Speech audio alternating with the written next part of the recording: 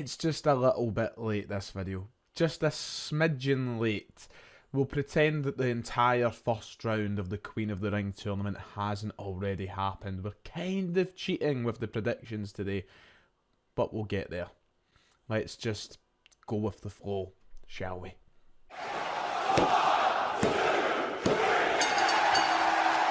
Welcome back to 118 Wrestling. It's nice to see you, ladies and gentlemen. Welcome yourselves in. Hit like and subscribe if you haven't already. It would be much appreciated as we start this journey here on 118 Wrestling. We're into the second week of regular content, hopefully. I know it's been a patchy few days, but we're back on track now.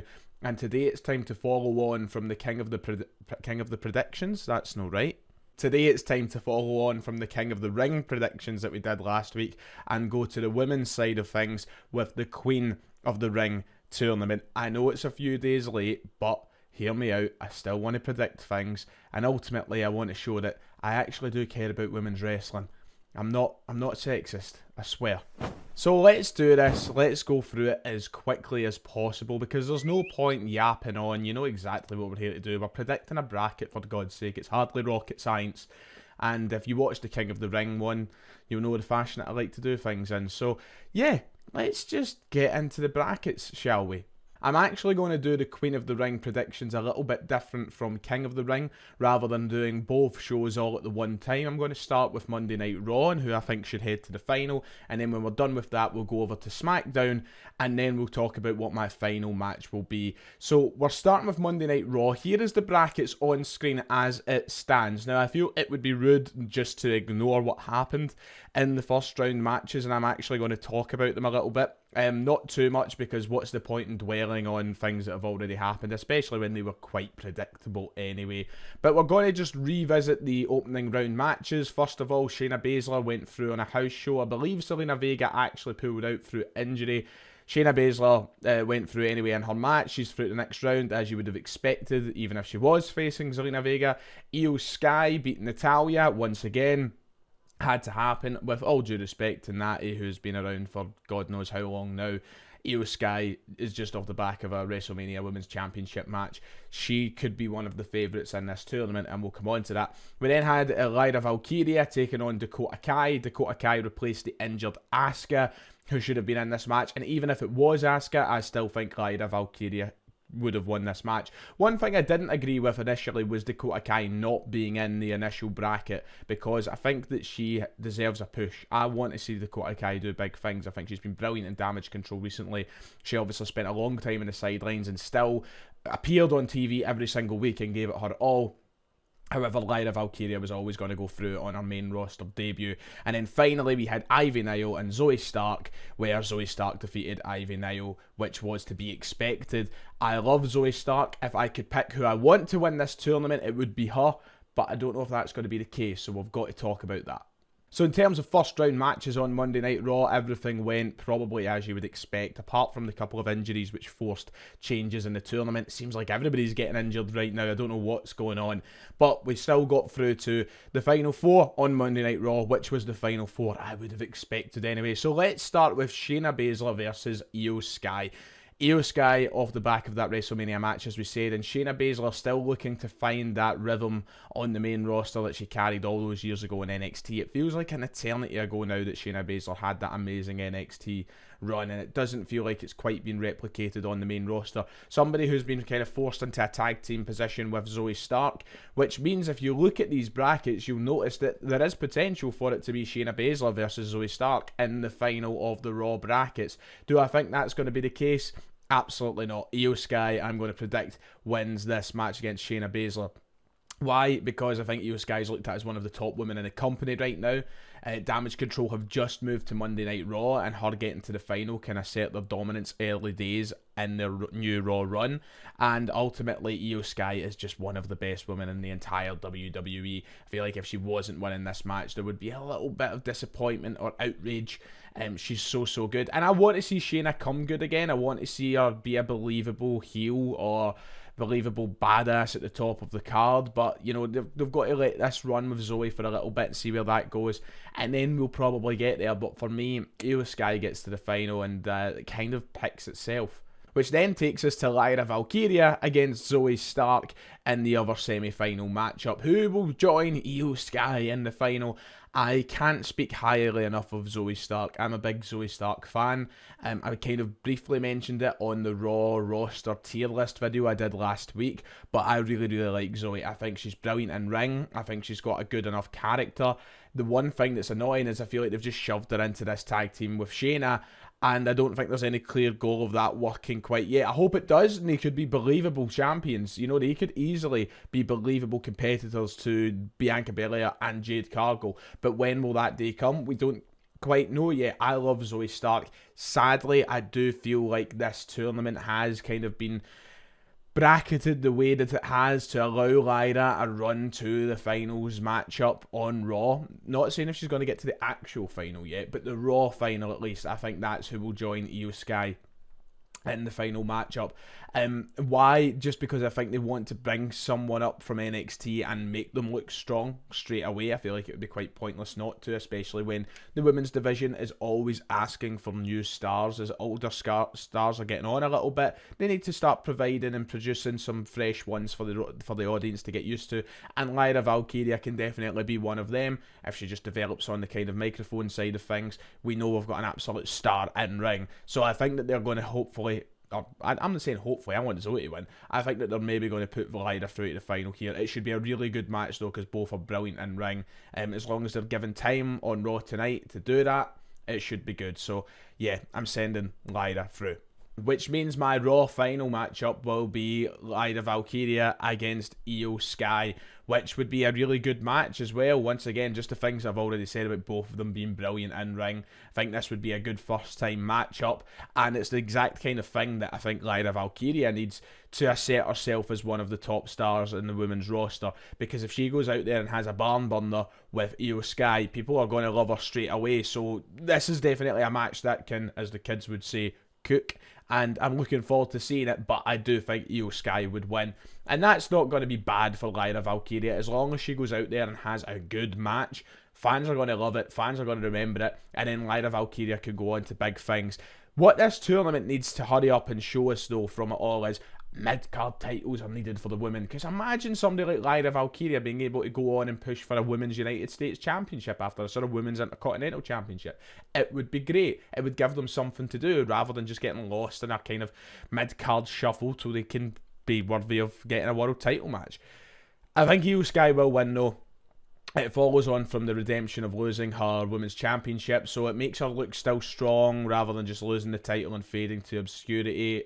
Io Sky's brilliant, we all love her. I'm putting her in the final of the Queen of the Ring. So we head over to SmackDown then, which is looking a little bit like this. The 4 people in the finals. I think this is going to be really, really hard to predict. We are down to Nia Jax versus Jade Cargill and Tiffany Stratton versus Bianca Belair. I'm not even going to bother talking about the first round matchups. What's even the point? We knew these were the 4 that were going to win. It was very, very obvious that these were the 4 that were going to win. I think the only one that offered maybe a slight conversation was Naomi against Nia Jax, but Nia Jax came out on top, as she should, because she's red hot at the minute. I think she's doing the best work of her career. But now we find ourselves in a very difficult Final 4 on SmackDown. I'm not going to lie, I think that this is just purely down to your own luck. I don't think there's any amount of fan theories or predictions that can even begin to start sounding sensible in my mind. I genuinely think it's going to be pot luck. There is potential for Bianca Belair versus Jade Cargill to be set up. There's potential for one of the two in the tag team going through, or there's potential for none of them to go through. It could be Nia Jax, it could be Tiffany Stratton. But are they going to have Jade Cargill lose on an episode of SmackDown? Are they going to have Bianca Belair lose to Tiffany Stratton? Are they willing to give away Bianca versus Jade Cargill on free television? I don't know. And I find it incredibly difficult to answer these. Let's start with the first one, Nia Jax versus Jade Cargill. You can look at this very simply and say there's no way on earth are they going to have Jade Cargill lose. That's just not going to happen. But I'm predicting Nia Jax to go through. Yep, call it controversial if you like, whatever. I'm putting Nia Jax through to the SmackDown final. Why? I think they can get away with something incredibly dirty here without it hurting Jade Cargill's stock or how she looks. Nia Jax is meant to be the top heel in the entire women's division across both Raw and SmackDown, and since she's returned to WWE last year, all she's done is dirty tactics, heel type finishes, things to make her look like the ultimate villain. That's what I think might happen here. I might be wrong. As I said, I think it's really hard to predict. It could be Jade Cargill that goes through, but I think Nia Jax will win by absolutely battering the life out of Jade Cargill before the match even starts.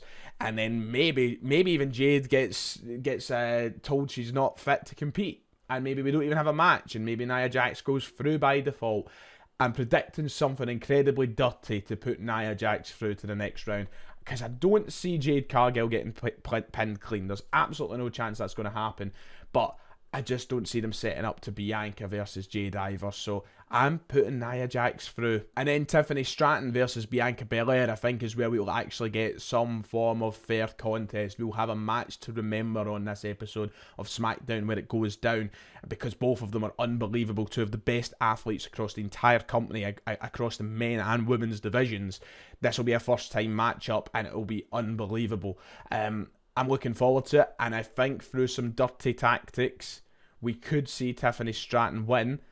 The only thing is that sets up heel versus heel in the SmackDown final. It sets up Nia Jax versus Tiffany Stratton, which then would mean it would be heel versus heel in the final with Io Sky versus one of the two. The only thing is, Tiffany Stratton right now isn't really received like a heel, is she? The fans love her, and she is red hot at the minute. Do they want to end that momentum? I don't know. And I feel like a queen kind of persona and the whole thing that could come with being queen of the ring would suit Tiffany Stratton really, really well.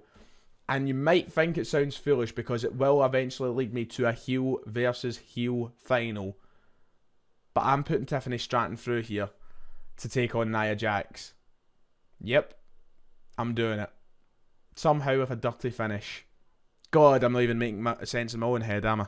As I have got further to the end here, I've realised that I maybe should have put Lyra Valkyria in the final, and then we could have had Lyra Valkyria, the babyface, versus either Nia Jax or Tiffany Stratton. Tiffany Stratton versus Nia Jax will be a solid enough match, because I think that Nia Jax's in-ring quality has improved substantially since returning to WWE. But I'm going to put Tiffany Stratton through. I am. I'm doing it. I'm putting Tiffany Stratton through. I just think that they've got to capitalise on her popularity at the minute, and I think that winning Queen of the Ring can be so beneficial for her, because she can run with that gimmick. I'm not saying that she has to come out wearing a crown and a bloody cape or whatever, but she would be so annoying, wouldn't she? She'd be like Paris Hilton times 100. And that's the whole thing they're aiming for with Tiffany Stratton. So it just makes sense to put her in the final. I'm going for Io Sky versus Tiffany Stratton. Let's talk about that. Which has led me to a final which will be between Io Sky and Tiffany Stratton, which is the kind of heel versus heel match where I feel like you can get away with it. You know what I mean? I feel like you can get away with it a little bit if you have these two in the final, because both of them are loved by fans. For being heels, they don't receive too many boos, and I feel like that is okay sometimes. So this is my final. You've got the Queen of the Sky, or the potential Queen of the Sky, against the potential Queen of everyone's heart, because everybody bloody loves Tiffany Stratton. And I think it would be great. And I think that Tiffany Stratton has to win. I'm saying it now, and I'm predicting it to happen. Tiffany Stratton to win Queen of the Ring. For everything that I've already said in the build-up to this match, I just feel like it makes sense. Io Sky doesn't necessarily need the title of Queen of the Ring and need the win. Tiffany Stratton, what a start to her WWE career it would be. Winning Queen of the Ring instantly from being called up from NXT. Unbelievable, and she would make it so entertaining, I guarantee it. So I'm predicting that as my final, I'm predicting her as my winner, and I'm happy with that. So there you go, there is my predictions for the Queen of the Ring tournament. I've tried to fly through it a bit quicker today than I did the King of the Ring tournament, so sorry if you didn't feel like there was as much substance or explanation in today's video. It's also because Monday Night Raw isn't that long away, and if I wait much longer to edit this and get it up, it'll be completely pointless, because you'll know who's won the Monday Night Raw matches. So I'm looking forward to being Prova Dafty by the end of tonight. when I get 0 out of, what, 4 right on the Raw side of things, that'll be great. Fantastic. Anyway, if you've enjoyed, like and subscribe. Let me know your predictions in the comments below, and I'll see you all next time.